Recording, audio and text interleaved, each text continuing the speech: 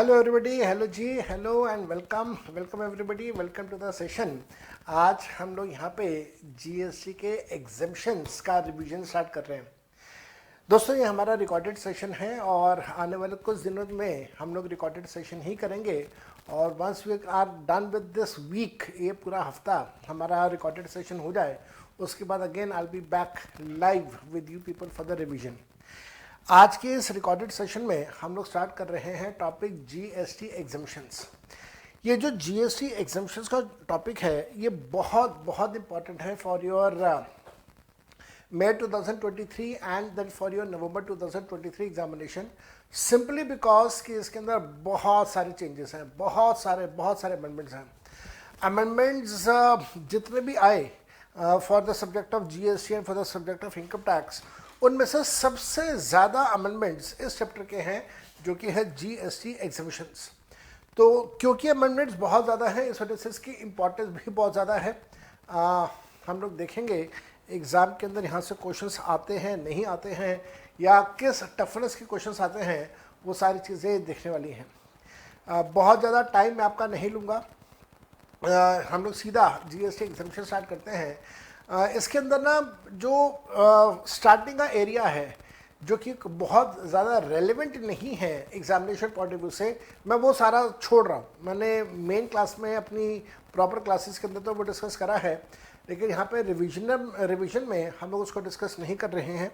जैसे कि अगर मैं आपके साथ बात करूँ तो यहाँ पे जो सेक्शन नंबर 11 है वो मैं आपके साथ डिस्कस नहीं कर रहा। मेन क्लासेस के अंदर डिस्कस ऑलरेडी मैं आपके साथ कर चुका हूँ। देन जीएसटी एग्जम्पशंस में दो तरह के exemption, general exemption, special exemption में आपके साथ डिस्कस नहीं कर रहा, मेन क्लास में डिस्कस कर चुके हैं। इसके साथ साथ में जो हमारे पास एग्जेम्प्टेड गुड्स हैं, ये तो वैसे ही सिलेबस का पार्ट नहीं है, मैंने आपको ये बात क्लासेस के अंदर भी बताई थी, और इसको भी हम लोग डिस्कस नहीं कर रहे। And then we are directly straight away we are starting with the exemptions of services का जो एग्जम्पशन है वहाँ से स्टार्ट कर रहे हैं।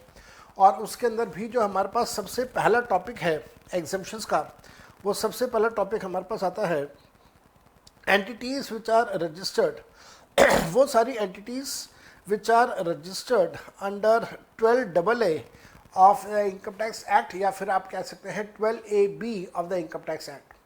तो 12AA में अगर कोई चैरिटेबल ट्रस्ट रजिस्टर्ड है, या 12AB में अगर कोई चैरिटेबल ट्रस्ट रजिस्टर्ड है और वो ट्रस्ट अगर सर्विसेज दे रही है, तो उनके सर्विसेज को एग्जेम्प्ट रखा गया है। कौन कौन से सर्विसेज के बारे में हम लोग यहाँ पे बात कर रहे हैं, ध्यान से देखिएगा। एंट्री नंबर 1 जो हमारा एग्जेम्पशंस का नोटिफिकेशन है, उसका एंट्री नंबर 1 में ये सारी बातें लिखी हुई हैं जो अब मैं आपके साथ डिस्कस कर रहा हूँ। एंट्री नंबर 1 हमें बताता है कि साहब अगर कोई एंटिटी, कोई ट्रस्ट अगर रजिस्टर्ड है सेक्शन 12AA या फिर section 12AB of income tax act में, तो उसके द्वारा अगर कोई सर्विसेज दी जा रही हैं जो कि चैरिटेबल एक्टिविटी के सर्विसेज हैं, वो सारी की सारी सर्विसेज एग्जेम्प्ट रहेंगी, उसके ऊपर कोई जीएसटी चार्ज नहीं होगा। ना तो क्वेश्चन अराइजेस कि ये चैरिटेबल एक्टिविटीज़ क्या होता है, व्हाट आर चैरिटेबल एक्टिविटीज़, कौन सी एक्टिविटी को चैरिटेबल एक्टिविटी कहेंगे जिसको एग्जेम्प्ट करना है, उसके लिए भी चैरिटेबल एक्टिविटी को डिफाइन किया गया है। इन्होंने यहाँ पे कहा कि साहब ये सारी एक्टिविटीज़ चैरिटेबल एक्टिविटीज़ मानी जाएंगी। पहली सर्विस जो इन्होंने कहा वो था पब्लिक हेल्थ केयर सिस्टम। उसके बाद इन्होंने कहा कि साहब एडवांसमेंट ऑफ रिलीजन, स्पिरिचुअलिटी या योगा। फिर इन्होंने कहा साहब एडवांसमेंट ऑफ एजुकेशनल प्रोग्राम्स और स्किल डेवलपमेंट्स। एंड देन फिर इन्होंने कहा preservation of environment which includes the watersheds, the forest and the wild life. और फिर इसके आगे भी इन्होंने उसमें पॉइंट्स दिए हुए हैं कि कौन कौन से पॉइंट्स इसके अंदर, जैसे कि अगर हम लोग पब्लिक हेल्थ की बात करें तो पब्लिक हेल्थ को चैरिटेबल एक्टिविटी माना गया है अगर वो पब्लिक हेल्थ किस चीज़ से रिलेट करती है, पॉइंट ए से रिलेट करती है या पॉइंट बी से रिलेट करती है। पॉइंट ए क्या है? पॉइंट ए कहता है कि सब public health in case of care and counselling. Care का मतलब है देखभाल करना, काउंसलिंग का मतलब है उनसे बातचीत करके, सुलहाबाजी करके उनको बात को समझाना। That is what we call counselling. Care and counselling, किसका केयर किसका काउंसलिंग? टर्मिनली इल पर्सन्स जो कि बीमार लोग हैं उनके लिए, persons who have severe physical और मेंटल डिसेबिलिटी। यहाँ पे फिजिकल और मेंटल डिसेबिलिटी का वही मतलब है जो इनकम टैक्स एक्ट में सेक्शन 80U में हम लोगों ने पढ़ा था। तो अगर कोई व्यक्ति फिजिकली मेंटली डिसेबल्ड है या फिर वो टर्मिनली इल है, टर्मिनली इल का मतलब कि जहाँ पे वो बीमार है और बेड के ऊपर है, ही इज बेड रिडन, उसको हम लोग बोल रहे हैं टर्मिनली इल, और उसकी केयर करनी है, उसकी कोई काउंसलिंग करनी है, तो उसको चैरिटेबल एक्टिविटी माना गया है। इसी प्रकार से केयर या काउंसलिंग करनी है किसी ऐसे व्यक्ति की जिसको HIV है या एड्स है। याद रखिएगा, HIV और एड्स दोनों अलग अलग चीज़ें होती हैं, दोनों सेम चीज़ें नहीं हैं। एंड इसी प्रकार से अगर केयर है या काउंसलिंग है जहाँ पे कोई पर्सन, ऐसा पर्सन है जिसको डिपेंडेंसी फॉर्मिंग सब्सटेंस के ऊपर अगर वो एडिक्शन है, जैसे अल्कोहल का एडिक्शन है, तो होता है ना, कई बार आपने देखा होगा नशा मुक्ति केंद्र जो होते हैं, तो नशा मुक्ति केंद्र में जब उनकी काउंसलिंग होती है, केयर होती है, तो उसको भी चैरिटेबल एक्टिविटी माना गया है। और इसी प्रकार से अगर कोई पब्लिक हेल्थ केयर है in terms of public awareness of preventive health, family planning और प्रिवेंशन ऑफ HIV वायरस या इन्फेक्शन, तो उसको भी चैरिटेबल एक्टिविटी माना गया है। और इनसे रिलेट करते हुए अगर कोई सर्विसेज दी जा रही हैं तो उसको एग्जेम्प्ट रखा गया है, उसके ऊपर GST चार्ज नहीं होगा। Similarly advancement of religion, religion को प्रमोट करते हुए अगर कोई एक्टिविटी है, चैरिटेबल एक्टिविटी माना गया है। Spirituality, again spirituality is something related to भगवान का नाम जपना और वो सब कुछ, या फिर योगा। इसको अच्छे से मार्क कर लीजिएगा, योगा वाला पॉइंट जो है, योगा वाला पॉइंट काफ़ी इंपॉर्टेंट है, आपके एग्जाम में इसके आने के प्रोबेबिलिटीज़ बहुत ज़्यादा होती हैं। Then we have advancement of educational programs और स्किल डेवलपमेंट रिलेटेड टू, अगर पढ़ाई लिखाई से रिलेटेड है, स्किल डेवलपमेंट से रिलेटेड है, तो उसको भी माना गया है as a charitable skill activities. लेकिन ये पढ़ाई लिखाई और स्किल किसका, ये दिया हुआ है अबेंडेंट, अबेंडेंट का मतलब जिनको छोड़ दिया गया, ऑफेंड, अनाथ या होमलेस चिल्ड्रन जिनका कोई घर बार ना हो, तो बेसिकली अनाथ बच्चों के बारे में बात हो रही है। देन फिजिकली और मेंटली अब्यूज और टर्मराइज्ड पर्सन्स, फिजिकली और मेंटली अब्यूज एंड टर्मराइज्ड पर्सन्स, तो जो पागल खाने में लोग हैं उनके बारे में बात हो रही है। इसी प्रकार से किसी को ट्रॉमा सेंटर है उनके बारे में हम लोग बात कर रहे हैं। प्रिजनर्स के बारे में बात हो रही है, और ऐसा कोई भी व्यक्ति जिसकी उम्र 65 साल से ज़्यादा है और रूरल एरिया में रह रहा है, तो उसकी एजुकेशन और उसके स्किल डेवलपमेंट से रिलेटेड अगर कोई एक्टिविटी है तो उसे चैरिटेबल एक्टिविटी माना जाएगा। याद रखिएगा 65 ईयर से ज़्यादा वाला जो पॉइंट है उसमें रूरल एरिया लिखा हुआ है, अर्बन एरिया नहीं होना चाहिए। Then we have preservation of environment including watersheds, forest and wild life, तो उसको भी चैरिटेबल एक्टिविटी माना गया। और चैरिटेबल एक्टिविटी से रिलेटेड कोई भी सर्विसेज अगर दी जा रही हैं तो वो एग्जेम्प्ट है, उसके ऊपर कोई GST चार्ज नहीं होगा। इसके साथ साथ में अगर आप चैरिटेबल एक्टिविटी कर रहे हैं और उससे रिलेट करते हुए कोई सर्विस अगर आपने इंडिया में इंपोर्ट करी है, तो फिर वो भी एग्जेम्प्ट रहेगा, उसके ऊपर भी GST चार्ज नहीं होगा। अदरवाइज आपको पता है इंपोर्ट ऑफ सर्विसेज के केस में हमेशा RCM लगता है, यहाँ पे तो RCM भी नहीं लगेगा। ठीक हो गया, मेरे ख्याल से यहाँ पे इशू नहीं होना चाहिए। मैंने आपको इससे रिलेटेड 3-4 एग्जांपल्स दिए हुए हैं, आपसे रिक्वेस्ट करूँगा ये एग्जांपल्स करिएगा। हालांकि एक ही एग्जांपल है, कुछ और एग्जांपल जो है वो आपके प्रोडिजी वाली किताब में गिवन है, आप इन एग्जांपल्स को ज़रूर करिए। मैं इन रिविजनरी क्लासेस में एग्जांपल्स डिस्कस नहीं कर रहा, examples are to be done by you people. आप लोग एग्जांपल्स करें और कोई डाउट अगर आपको आता है तो आप मेरे से पूछेगा। I will be again, like I always say, I'll be more than happy to help you out with your doubts. Then हमारे पास आता है ट्रांसफ़र ऑफ गोइंग कंसर्न। इसके अंदर मैंने आपको बताया था कि जब कोई कंपनी अमलगमेट हो जाती है तो या डीमर्जर होता है, तो आपने अकाउंट्स के सब्जेक्ट में पढ़ा होगा कि उससे रिलेट करते हुए हम लोग परचेज कंसिडरेशन पे करते हैं। तो जब हम लोग कोई परचेज कंसिडरेशन पे कर रहे हैं तो क्या उस परचेज कंसिडरेशन के ऊपर साथ में GST चार्ज होगा? आंसर इज नो, उस पर कोई GST चार्ज नहीं होगा, उसे एग्जेम्प्ट रखा गया है by the virtue of entry number 2 of the exemption notification. Then we have entry number 3 entry number 3 जो है ये हमें बताता है कि अगर किसी प्रकार की कोई सर्विसेज दी जा रही हैं सरकार को, सेंट्रल गवर्नमेंट को सर्विसेज दे रहे हो, स्टेट गवर्नमेंट को सर्विसेज दे रहे हो, यूनियन टेरिटरी को सर्विसेज दे रहे हो, या आप लोकल अथॉरिटी को सर्विसेज दे रहे हो। उल्टा बोल देता हूँ, central government, state government, union territory, local authority services ले रही है, तो अगर वो सर्विसेज ले रहे हैं, कोई व्यक्ति उनको सर्विसेज दे रहा है, तो वो सर्विसेज एग्जेम्प्ट है, उसके ऊपर किसी प्रकार का कोई जीएसटी चार्ज नहीं होगा। लेकिन कुछ शर्तें हैं। शर्तें क्या हैं? मेन पहली शर्त जो है वो है प्योर सर्विसेज। ये ऐसी सर्विसेज होनी चाहिए जहाँ पे सिर्फ सर्विसेज हैं और कुछ नहीं, ओनली सर्विसेज आर इन्वॉल्व। जैसे कोई कंसल्टेंसी हो सकती है, उसको हम लोग कहते हैं भाई ये सिर्फ सर्विसेज हैं। एक और एग्जाम्पल, एक स्टूडेंट ने बड़ा अच्छा एग्जाम्पल दिया था क्लास के अंदर, सर सड़क के ऊपर झाड़ू लगाना, और सड़क पर झाड़ू लगाने से प्योर सर्विस, इसमें सिर्फ सर्विसेज है, इसमें कोई गुड्स इन्वॉल्व नहीं है, कोई गुड्स नहीं बेचे जा रहे हैं, सर्विसेज दी जा रही हैं।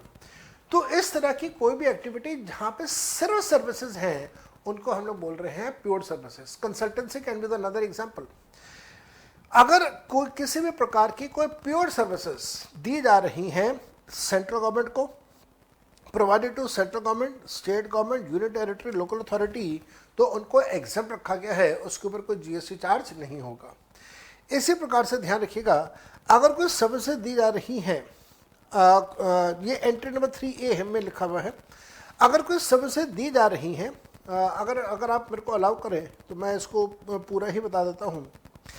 जो प्योर सर्विसेज है, एंट्री नंबर 3 वाला जो पॉइंट है वो ये कहता है कि अगर कोई प्योर सर्विसेज हैं जहाँ पे वो सर्विसेज दी जा रही हैं सेंट्रल गवर्नमेंट को, स्टेट गवर्नमेंट को, यूनियन टेरिटरी को, लोकल अथॉरिटी को, और वो सर्विसेज इस प्रकार की सर्विसेज हैं या इस एक्टिविटी से रिलेटेड सर्विसेज हैं जो पंचायत के नाम डेलीगेट की गई थी या किसी म्युनिसिपैलिटी के नाम पे डेलीगेट की गई थी, they were delegated to the municipality, they were delegated to the panchayat under the constitution, but those activities are now being performed by central government, state government, union territory, local authority. जैसे मान लीजिए कोई गांव है, तो उस गांव के अंदर या 5-6 गांव का मिला के कोई एक गांव है और उस गांव के अंदर एक तालाब बनाना है, तो गांव के अंदर तालाब बनाने का काम जो है वो पंचायत का काम है।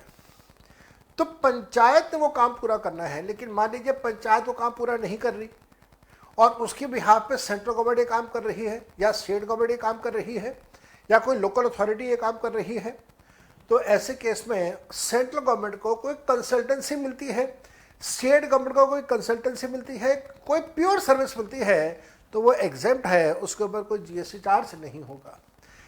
Entry number 3 is related to pure services. जो प्योर सर्विसेज वाला पॉइंट है उसके अंदर एक छोटा सा इस बार का अमेंडमेंट था, एक नया पॉइंट था, और वो ये था कि साहब मान लीजिए अगर कोई सर्विसेज इंडियन आर्मी ने रिसीव करी हैं, अगर कोई सर्विसेज इंडियन आर्मी ने रिसीव करी हैं या कोई सर्विसेज हैं जो कि गवर्नमेंट मिनिस्ट्री या गवर्नमेंट डिपार्टमेंट रिसीव कर रहा है, जो कि which does not perform any function in the manner of local authority does for the general public, then such services are not eligible for exemption. तो हाँ, आपको ये बात पता होगा कि अलग अलग शहरों में कैंटोनमेंट एरियाज होते हैं, कैंट जिसको हम लोग बोलते हैं, नाम आपने कई बार सुना होगा, हम लोग बोलते हैं अम्बाला कैंट, दिल्ली में भी एक कैंट एरिया है, जोधपुर में भी बहुत बड़ा कैंट एरिया है, army areas, basically army air force वाले जो एरियाज हैं। तो ये जो कंटोनमेंट एरियाज होते हैं, उस पूरे कंटोनमेंट एरिया के अंदर का जो भी एरिया होता है उस एरिया को मेंटेन करने का काम आर्मी, एयरफोर्स, जिनका वो एरिया है उनका होता है। अगर इनको कोई सर्विसेज मिल रही हैं तो उन सर्विसेज को एग्जेम्प्ट नहीं रखा गया है। अगर आर्मी कोई प्योर सर्विसेज ले रही है और for the area which is with in the army cantonment area, उससे रिलेटेड, तो फिर उसको एग्जेम्प्ट नहीं रखा गया है, उसके ऊपर जीएसटी चार्ज होगा। Entry number 3A, entry number 3A जो है ये कहता है कि साहब अगर आपकी कोई सर्विसेज हैं जिसके अंदर गुड्स भी इन्वॉल्व हैं, गुड्स भी है, सर्विसेज भी है। इसका बड़ा सिंपल सा एग्जांपल होता है सड़क बनाना, रोड कंस्ट्रक्शन या रोड लेइंग या रोड रीलेइंग। तो अगर सड़क बनाने का काम है तो वहाँ पे सर्विसेज भी इन्वॉल्व हैं कि सड़क बना रहा है, सर्विसेज भी हैं, गुड्स भी इन्वॉल्व हैं कि वहाँ पे वो बजरी यूज़ कर रहा है, तारकोल यूज़ कर रहा है और बाकी की चीज़ें यूज़ कर रहा है, तो गुड्स भी इन्वॉल्व है वहाँ पे। तो जहाँ पे गुड्स भी इन्वॉल्व हैं, जहाँ सर्विसेज भी इन्वॉल्व हैं, उनको कहा गया composite supply of goods and services. Composite का मतलब समझते हो? कॉम्पोजिट का मतलब होता है कंबाइंड। अगर गुड्स भी है, अगर सर्विसेज भी है, कंबाइंड सर्विसेज हैं, तो कंबाइंड सर्विसेज के केस में अगर गुड्स की कीमत टोटल वैल्यू का 25% या 25% से कम है, मैं रिपीट करता हूं, टोटल वैल्यू का 25% या 25% से कम अगर गुड्स की वैल्यू है तो वो भी एग्जेम्प्ट माना जाएगा। जैसे ही ये वैल्यू 25% क्रॉस करेगा गुड्स का वैल्यू, तो फिर वो टैक्सेबल है, उसमें कोई एग्जिम्पशन नहीं मिलने वाला है। अगेन वही सारी बातें हैं which is provided to central government, state government, union territory, local authority and for such activities which are given to panchayat और which are given to the municipality. मैंने आपको इससे एग्जाम्पल दिए हुए हैं। देन यहाँ पे भी वो इंडियन आर्मी वाला अपॉइंट आता है कि आर्मी का कंटोनमेंट एरिया है तो फिर वो टैक्सेबल होगा, एग्जिम्पशन नहीं मिलेगा। इसी से रिलेट करते हुए हमारे पास आता है एंट्री नंबर 72। एंट्री नंबर 72 कहता है कि साहब अगर कोई सर्विसेज इन्होंने ली हैं विच जो रिलेट करता है for the training programs of which 75% or more of the total expenditure is borne by the central government, state government, union territory, तो वहाँ पे भी एग्जम्पशन है। इसका एक बहुत अच्छा एग्जांपल ऐसा आता है कि जब जीएसटी नेटवर्क बना था तो जीएसटी नेटवर्क ने आगे वो वेबसाइट डेवलपमेंट का काम दिया इन्फोसिस को। इन्फोसिस ने वेबसाइट बनाई। अब उस वेबसाइट को, उस पूरे पोर्टल को यूज़ भी तो करना है। इन्फोसिस ने तो बना दिया, उसको यूज़ कौन करेगा? यूज़ करना है थोड़ी ना किसी को आता है। तो फिर इन्फोसिस वालों ने आगे ट्रेनिंग दी थी सारे जीएसटी ऑफिसर्स को, अलग अलग डिपार्टमेंट्स में अलग अलग ऑफिसर्स को जाके ट्रेनिंग दी थी।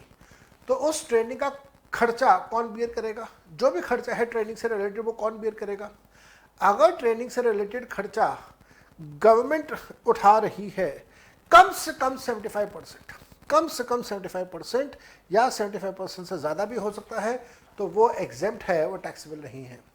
आपको याद होगा 2 साल पहले तक, शायद 1 साल पहले तक यहाँ पे 75 की जगह 100% होता था। अभी इसको कुछ टाइम पहले अमेंडमेंट करके 75% किया गया है। देन वो सारी चीज़ें हैं। और उसके बाद हमारे पास एक और चीज़ था कि अगर कोई सर्विसेज प्रोवाइड की जा रही हैं in a non taxable territory, non taxable territory का मतलब इंडिया से बाहर अगर कोई सर्विसेज दी जा रही हैं bye the central government, state government, union territory, local authority, governmental authority, तो वो भी एग्जेम्प्ट है, वो भी टैक्सेबल नहीं होगा। तो ये आपके पास पॉइंट आया, something which is not very important, लेकिन आप हाँ पॉइंट 3, एंट्री नंबर 3 और एंट्री नंबर 3A अच्छे से कर जाइएगा, बाकी आपको नहीं करना है। देन यहाँ पे हमारे पास आता है बहुत बहुत इंटरेस्टिंग और बहुत बहुत important area. This is related to services which are provided by the government. अब यहाँ पे सर्विसेज गवर्नमेंट दे रही है। पहले क्या कर रहे थे हम लोग कि गवर्नमेंट सर्विसेज ले रही है, अब हम लोग क्या कर रहे हैं, गवर्नमेंट सर्विसेज दे रही है। अगर सरकार सर्विसेज दे रही है तो वो कौन कौन से सर्विसेज है जो एग्जेम्प्ट होंगी? Entry number 4, entry number 5। Entry number 4 और एंट्री नंबर 5 में ये कहा गया है कि अगर सरकार या सरकारी अथॉरिटी, गवर्नमेंट अथॉरिटी कोई सर्विसेज ऐसी दे रही है जो कि पंचायत की सर्विसेज हैं, कोई पंचायत की सर्विसेज हैं या कोई म्यूनिसिपैलिटी की सर्विसेज हैं, मतलब कॉन्स्टिट्यूशन ने कहा कि वो सर्विस म्यूनिसिपैलिटी वाले देंगे, कॉन्स्टिट्यूशन ने कहा कि वो सर्विसेज पंचायत वाले देंगे, लेकिन वो सर्विसेज दे कौन रहा है? वो सर्विसेज दे रहा है गवर्नमेंटल अथॉरिटी, तो उसे एग्जेम्प्ट रखा जाएगा एंट्री नंबर 4 और एंट्री नंबर 5 में। अगर गवर्नमेंट अथॉरिटी के अलावा किसी और ने वो सर्विसेज दी, जैसे सेंट्रल गवर्नमेंट ने दिया, स्टेट गवर्नमेंट ने दिया, तो वो टैक्सेबल है, वहाँ पे कोई एग्जम्पशन नहीं मिलने वाला है। अब बात आती है कि साहब पंचायत और म्यूनिसिपैलिटी की कौन कौन सी सर्विसेज होती हैं, कॉन्स्टिट्यूशन ने क्या क्या कहा उनको करने के लिए। तो मैंने इससे रिलेटेड आपको पूरा आर्टिकल 243G और आर्टिकल 243W पूरा लिख के दिया है, आपको करने की ज़रूरत नहीं है। आपको सिर्फ इससे ये आइडिया मिल जाएगा कि ये जो एरियाज हैं, ये जो पॉइंट्स हैं, इन पॉइंट्स के ऊपर काम करने की जिम्मेवारी किसकी है, उसका आपको एक आइडिया मिल जाता है। Then entry number 6, entry number 6 जो है ये सबसे ज़्यादा इंपॉर्टेंट है इस बार एग्जामिनेशन पॉइंट ऑफ व्यू से, क्योंकि इसके अंदर सबसे ज़्यादा अमेंडमेंट है। आपको याद होगा पिछली बार जो हमारा एग्ज़ाम हुआ था कब, नवंबर 22 का, और उससे पहले वाले, तो उसमें हम लोग ये करते थे कि पोस्ट ऑफिस की सर्विसेज जो हैं उसमें कुछ सर्विसेज को एग्जेम्प्ट करते थे, कुछ को हम लोग टैक्सेबल करते थे, और उसमें जो डिमार्केशन था कि क्या टैक्सेबल है और क्या एग्जेम्प्ट है, वो जो डिमार्केशन था, उस डिमार्केशन के लिए हम लोगों ने बड़ा सुंदर एक तरीका निकाला हुआ था कि साहब ऐसी सर्विसेज जो कोई नॉन गवर्नमेंट सेक्टर वाले भी देते हैं, और वो सर्विसेज अगर मिलती जुलती सर्विसेज पोस्ट ऑफिस वाले भी दे रहे हैं तो वो टैक्सेबल करेंगे। लेकिन ऐसी कोई सर्विस जो नॉन गवर्नमेंट डिपार्टमेंट वाले देते ही नहीं हैं, लेकिन पोस्ट ऑफिस वाले सर्विसेज दे रहे हैं, तो उनको एग्जेम्प्ट करेंगे। ऐसा हम लोग पहले किया करते थे, डिमार्केशन था, लेकिन अब वो डिमार्केशन ख़त्म हो गया। अब ये पोजीशन है कि पोस्ट ऑफिस की सारी सर्विसेज को टैक्सेबल कर दिया, कोई एग्जम्पशन नहीं मिलेगा। Everything has been taxed and no exemption of any sort will be given under entry number 6. लेकिन सिर्फ 2 या 3 पॉइंट्स के लिए एक नया एंट्री नंबर 24C बना दिया, जो कि लेटेस्ट अमेंडमेंट है, और एंट्री नंबर 24C के मुताबिक कुछ केसेस में एग्जम्पशन है, सिर्फ 3 या 4, बाकी हर केस में पोस्ट ऑफिस की सर्विसेज को टैक्सेबल कर दिया गया है। आओ जरा जल्दी से एंट्री नंबर 6 पढ़ते हैं, क्या लिखा हुआ है। Be very very careful. All services by the central government, by the state government, by the union territory, by the local authority are exempt. सभी प्रकार की सारी सर्विसेज जो गवर्नमेंट दे रही होगी वो एग्जेप्ट है, लेकिन देखो क्या लिखा हुआ, but the following are not exempt. ये सब कुछ एग्जेप्ट नहीं है। क्या एग्जेप्ट नहीं है? पहला इन्होंने कहा पोस्ट ऑफिस की सर्विसेज को आप टैक्सेबल करेंगे, पोस्ट ऑफिस की सर्विसेज को आप एग्जेम्पशन नहीं देंगे। पोस्ट ऑफिस के अंदर जो भी सर्विस है सबको टैक्सेबल है। एंट्री नंबर 6 में टैक्सेबल किया है, लेकिन एंट्री नंबर 24C है, उसमें थोड़ा सा कुछ एग्जेम्पशन दिया है। अब जरा देखें 24C क्या कहता है। 24C कहता है कि जो पोस्ट ऑफिस की सर्विसेज हैं जिसमें पोस्ट कार्ड है, इनलैंड लेटर है, बुक पोस्ट है, या कोई ऑर्डिनरी पोस्ट है ऐसे एनवलप के अंदर जिसका वजन 10 ग्राम से कम का है। 10 ग्राम, आप सोचो 10 ग्राम कितना हल्का होगा। तो एक सिंपल लेटर, बेसिक आइडिया ये है कि एक सिंपल A4 साइज का जो लेटर आप किसी एनवलप में डाल रहे हैं, वो लेटर और आप कहीं पे भेज रहे हैं तो वो एग्जेम्प्ट है। इसी प्रकार से पोस्ट कार्ड की एग्जेम्प्ट है, इनलैंड लेटर एग्जेम्प्ट है, बुक पोस्ट एग्जेम्प्ट है। बुक पोस्ट क्या होता है? कोई भी किताब अगर किसी एनवलप के अंदर है, चाहे वो एनवलप प्लास्टिक का हो, थैली हो वो प्लास्टिक की, जिसका माउथ ओपन होता है। अदरवाइज आपने देखा होगा एनवलप का माउथ हम लोग बंद कर देते हैं, लेकिन अगर एनवलप का माउथ ओपन माउथ है तो फिर जो वो किताब भेजी जाती है उसको हम लोग बोलते हैं book post. Book post exempt है, पोस्ट कार्ड एग्जेम्प्ट है, इनलैंड लेटर एग्जेम्प्ट है, और कोई भी एनवलप जिसका वजन 10 ग्राम से कम का है वो एग्जेम्प्ट रखा गया है। इसके अलावा बाकी सब कुछ टैक्सेबल कर दिया। Entry number 24C। मैंने आपको बुक पोस्ट की डेफिनेशन भी दे दी है, आपको याद नहीं करनी है, आपने याद नहीं करनी है, ठीक है जी। तो पोस्ट ऑफिस की सारी सर्विसेज टैक्सेबल हैं, इन 4 को छोड़ के। इसी प्रकार से अगर कोई सर्विसेज वेसल या एयरक्राफ्ट को दी जा रही है, चाहे वो एयरपोर्ट और पोर्ट के अंदर हो या एयरपोर्ट या पोर्ट के बाहर हो, तो वो सर्विसेज भी टैक्सेबल सर्विसेज हैं, एग्जेम्प्ट नहीं है। तो आपको ये बात पता होगी कि बहुत सारी फॉरेन कंपनीज के हवाई जहाज इंडिया में आते हैं, लैंड करते हैं, तो उनको लैंड करने के लिए और फिर टेक ऑफ करने के लिए सर्विसेज दी जाती हैं by the air traffic controller. उन सर्विसेज के बारे में बात हो रही है। फिर यहाँ पे इंडिया में जब वो आते हैं तो कई बार उनके हवाई जहाज की रिपेयर्स एंड मेंटेनेंस की सर्विसेज हैं, उनके बारे में बात हो रही है। अगर ये सर्विसेज सरकार दे रही है तो वो टैक्सेबल है, कोई एग्जम्पशन नहीं है। ऑब्वियस सी बात है, सरकार नहीं है, उसके अलावा कोई और डिपार्टमेंट दे रहे तो वो ऑब्वियसली टैक्सेबल है। देन अगर सर्विसेज है transportation of goods and transportation of passengers की, तो सरकार अगर ट्रांसपोर्टेशन ऑफ गुड्स है, ट्रांसपोर्टेशन ऑफ पैसेंजर की सर्विसेज दे रही है, सरकार ये सर्विसेज कब कहाँ कैसे देती है, बड़ा आसान है जी। मालगाड़ी, अगर हम लोग मालगाड़ी के पॉइंट ऑफ व्यू से सोचें, ट्रेन के पॉइंट ऑफ व्यू से सोचें, तो मालगाड़ी में सामान एक जगह से दूसरी जगह पहुंचाया जाता है, वो टैक्सेबल है, उसके ऊपर जीएसटी लगेगा। इसी प्रकार से पैसेंजर्स, दैट मीन्स जो इंडियन रेलवेज पर ट्रैवल करने वाले यात्री हैं, आपने सुना होगा ना रेलवे स्टेशन पे वो चलता है, यात्रीगण कृपया ध्यान दें, वही वाले यात्रीगण, सामान है या सामान नहीं है कोई फर्क नहीं पड़ता, यात्रियों से जीएसटी चार्ज किया जाता है इंडियन रेलवेज में। उसमें भी हमारे पास एक्सेप्शन केसेस हैं। क्या एक्सेप्शन केस है?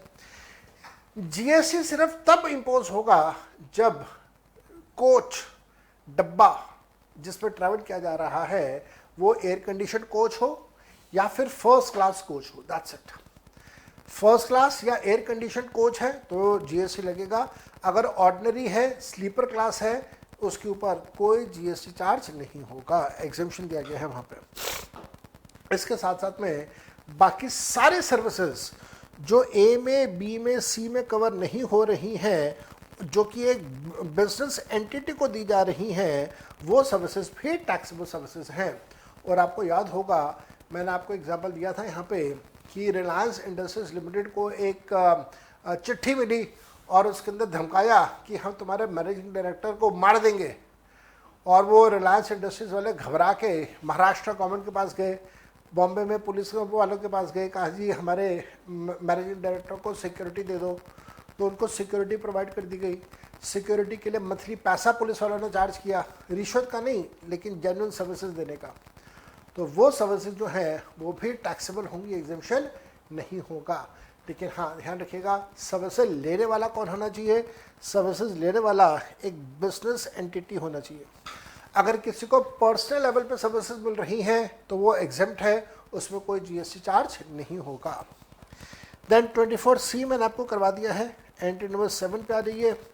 एंट्री नंबर 7 कहता है कि साहब अगर कोई सर्विसेज दी जा रही हैं bye the central government, by the state government, by the union territory, by the local authority, और वह सर्विसेज दी जा रही हैं किसी एक ऐसी बिजनेस एंटिटी को, एक ऐसी बिजनेस एंटिटी जिसका पिछले साल का टर्नओवर उसकी बेसिक एग्जेम्पशन लिमिट से ज़्यादा है।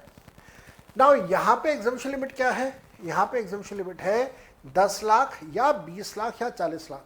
वो लिमिट जिस लिमिट पे जाके आपको अपना रजिस्ट्रेशन करवाना पड़ता है, उस लिमिट के बारे में हम लोग बात कर रहे हैं। तो अगर कोई बिजनेस एंटिटी है जिसका पिछले साल का turnover 10, 20, 40 lakh depending upon the state उससे ज़्यादा का था, तो फिर उनको जब सर्विसेज मिलेंगी तो वो सर्विसेज टैक्सेबल होंगी।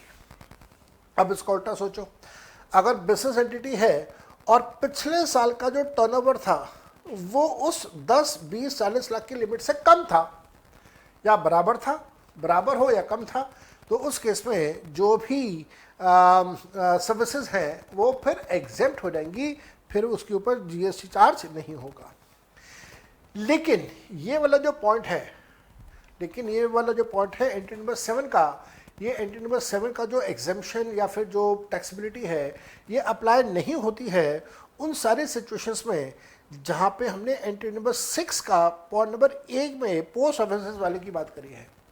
तो पोस्ट ऑफिस वाली तो हमेशा टैक्सेबल है ही है, उसमें तो कोई एग्जेम्पशन और टैक्सेबिलिटी की बात नहीं आती।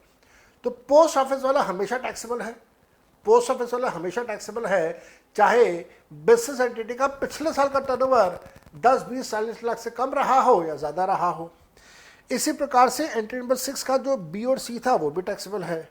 और सबसे बड़ा जो एक अमेंडमेंट आया था लगभग 3 साल या 4 साल पहले, वो ये था कि अगर बिजनेस एंटिटी को कोई इमूवेबल प्रॉपर्टी की रेंटिंग की सर्विसेज दी हैं गवर्नमेंट ने, तो वो भी टैक्सेबल है, उसमें कोई एग्जेम्पशन नहीं मिलेगा। लेकिन हाँ साथ में ये भी ध्यान रखिएगा कि वहाँ पे आरसीएम की प्रोविज़न है, आरसीएम की प्रोविज़न अप्लाई होंगे जो अभी आपको करवाऊंगा मैं।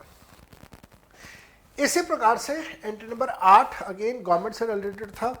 ये कहता है कि अगर कोई सर्विसेज ऐसी हैं जो सरकार दे रही है, सरकार को ही दे रही है, सरकार दे रही है और सरकार को ही दे रही है। सेंट्रल गवर्नमेंट ने स्टेट गवर्नमेंट को सर्विसेज दी, स्टेट गवर्नमेंट ने सेंट्रल गवर्नमेंट को सर्विसेज दी, सेंट्रल गवर्नमेंट की एक मिनिस्ट्री ने सेंट्रल गवर्नमेंट की किसी दूसरी मिनिस्ट्री को सर्विसेज दी। ऐसी सभी सर्विसेज के बारे में बात हो रही है। ये जो सर्विसेज हैं, इन सर्विसेज को हमेशा एग्जेम्प्ट रखा गया है, कभी भी टैक्सेबल नहीं होगा, नेवर एवर, हमेशा एग्जेम्प्ट है। लेकिन अगेन ध्यान रखना, जो 6A है, जो 6B है और जो 6C है, वो तो टैक्सेबल हो, पहले भी था, अब भी टैक्सेबल रहेगा, उसमें कोई छूट, कोई एग्जम्पशन नहीं मिलने वाली। 6A will be taxable, 6B will be taxable, 6C will be taxable, and never ever it will be exempt. Entry number 9, entry number 9 में भी कुछ ऐसी ही बातें लिखी हुई हैं। एंट्री नंबर 9 कहता है कि central government, state government, union territory, local authority अगर सर्विसेज दे रही है और ऐसी सर्विसेज दे रही है जहाँ पे पैसा जो चार्ज हो रहा है सर्विसेज से रिलेटेड वो 5,000 रुपये के बराबर या 5,000 रुपये से कम का है।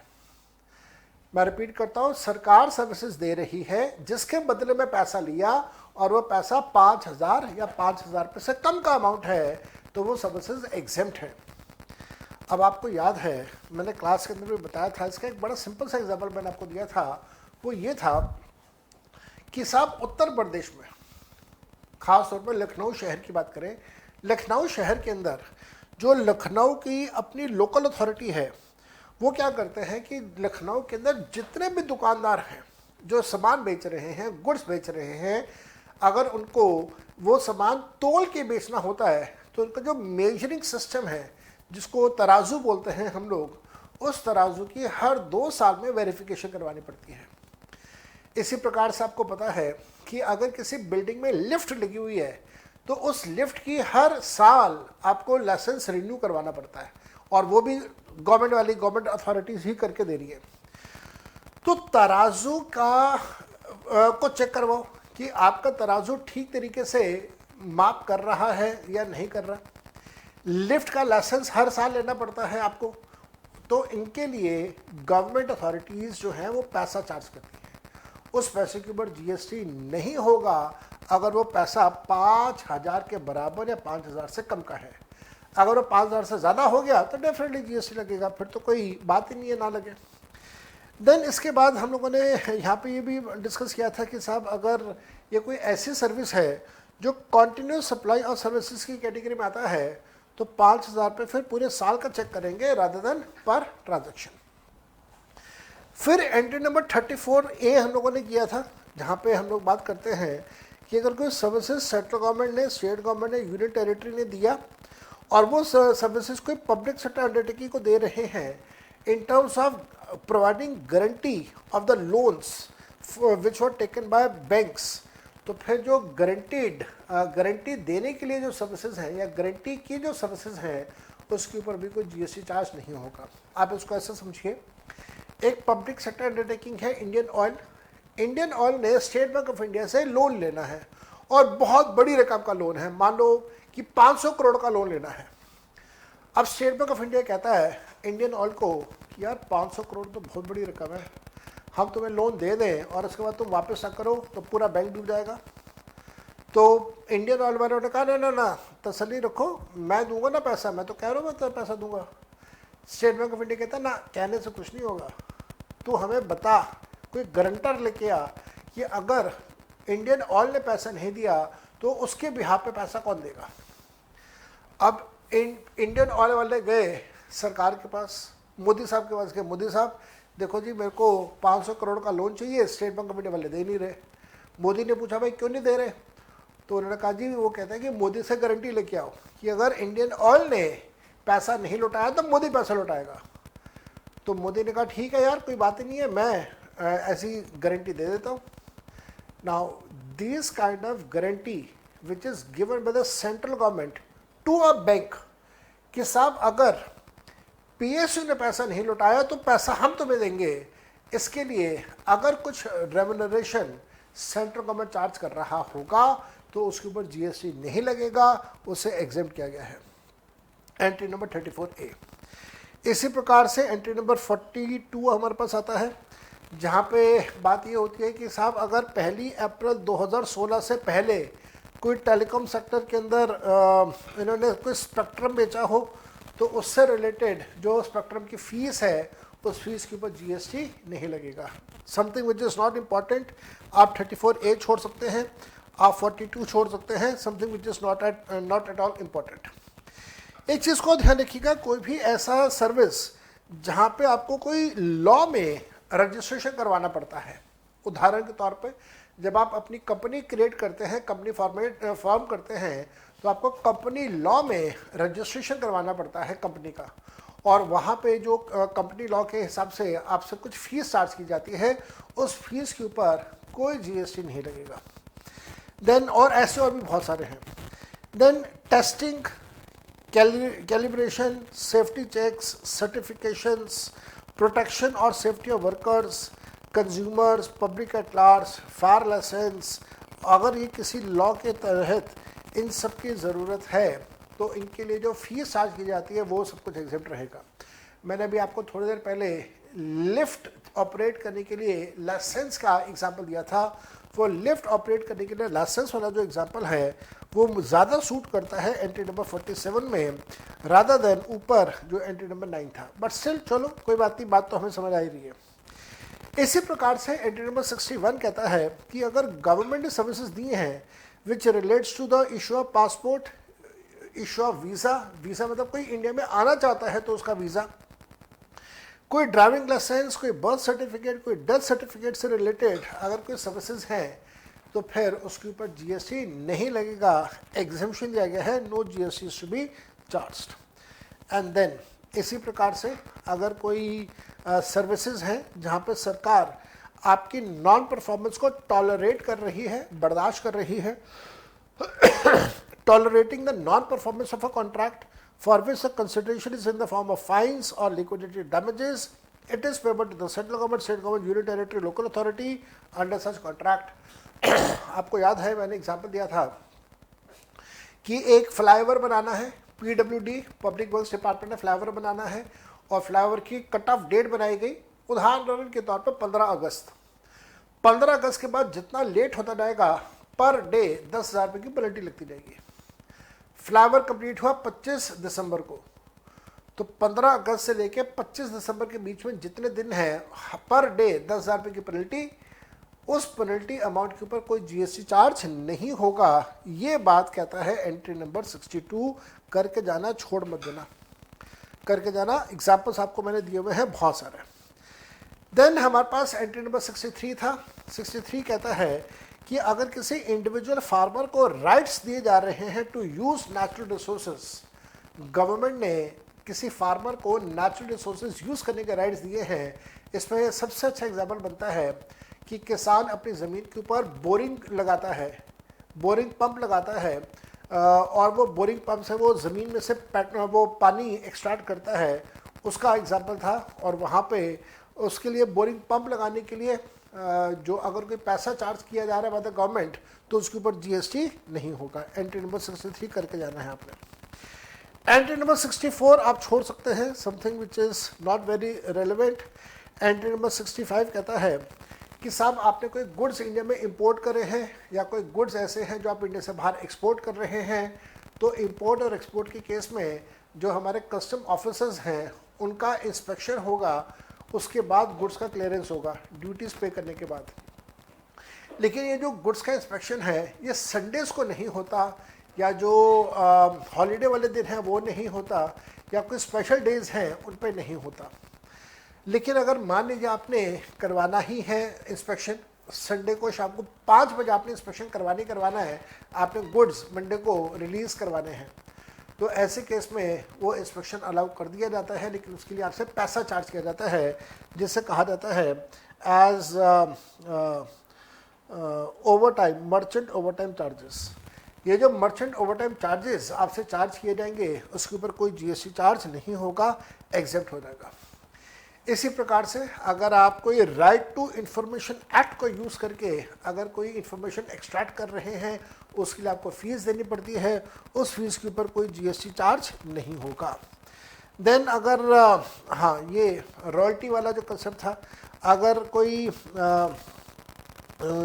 माइन को लीज पे दिया गया है तो वो माइन में से आप कितने मिनरल्स एक्सट्रैक्ट कर सकते हैं उसकी एक पर्टिकुलर लिमिट है, उस लिमिट से ज़्यादा आप मिनरल्स एक्सट्रैक्ट नहीं कर सकते।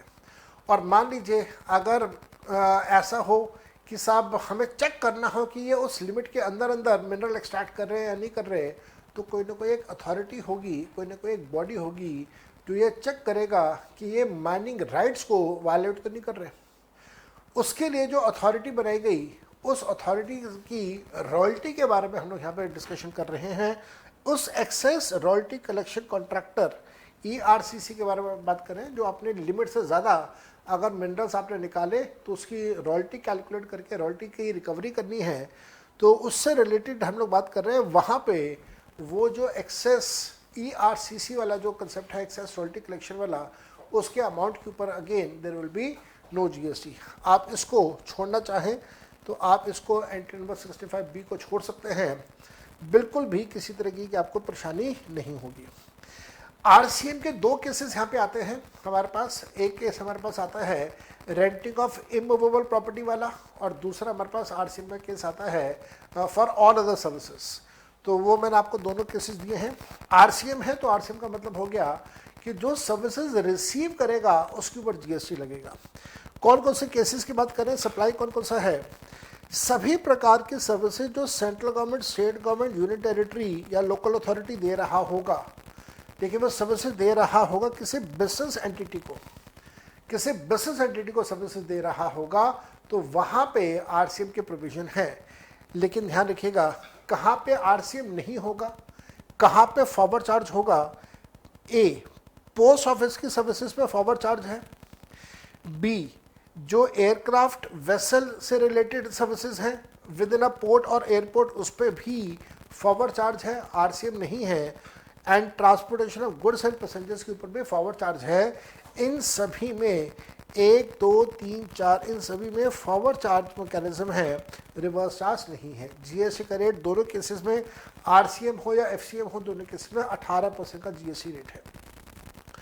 अगर गवर्नमेंट ने कोई प्रॉपर्टी को लेट आउट किया है तो लेट आउट प्रॉपर्टी के केस में RCM है अगर प्रॉपर्टी यूज़ करने वाला कोई एक रजिस्टर्ड पर्सन है, कोई रजिस्टर्ड पर्सन है, और वहाँ पे भी हम लोग सर्विसेज लेते हैं renting of immovable property, RCM लगता है।